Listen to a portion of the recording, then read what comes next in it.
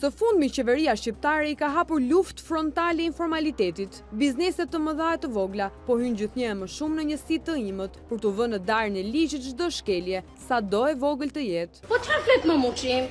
Po të bëf të bardha kurban, sa gjëra janë gjëra të natyrës. Ato dihen se s'mund të jenë gjë tjetër tani. Oh, mirë. Por krahas bizneseve të shënjestruara nga qeveria, me të cilat përballemi në përditshmëri, vitet e fundit ka lulëzuar një lloj tjetër biznesi, i cili serviret në formën e spektaklit, me regji, drita, muzikë dhe entuziazëm. Motivimi.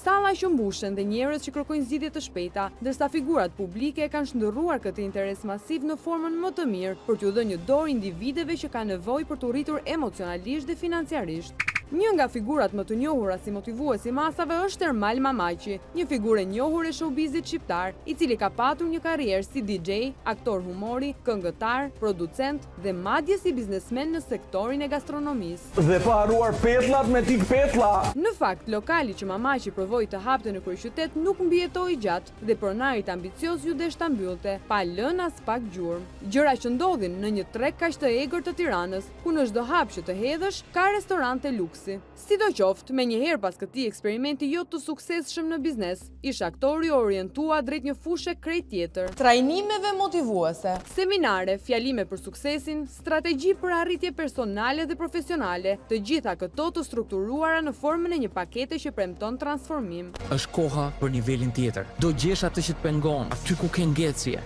Një realitet i ambalazhuar bukur, por që fshen një anë tjetër, të cilën nuk e tregojnë dritat e skenës. Paketat për trajnime me Mamaqin vinë me një çmim jo të vogël, një investim financiar që shumë pjesëmarrës e marrin me bindjen se ndryshimi nis pikërisht aty. Por ka edhe një paketë tjetër, të rësisht informale, e cila nuk kalon as pak në sitën e organeve tatimore.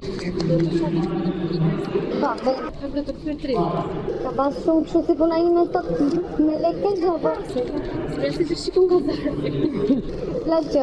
Para në dorë, por asnjë faturë nuk jepet nga kjo vajzë e cila vetëm mbush zarfet plot. Dhe kjo ndodh në një zonë shumë të frekuentuar të Tiranës, ku syri dhe veshi i institucioneve pretendohet të jetë më i vëmendshëm. Një praktikë që hap shumë pikpyetje për metodat se si ky individ operon në një aktivitet publik që reklamohet në rrjetet sociale, televizione dhe kudo, por njëkohësisht duke kryer evazion fiskal në mes të Tiranës. Pak metra nga një dyqan fruta perimesh apo një byrektore, të cilët gjobiten qoftë edhe për një kupon të vetëm tatimor.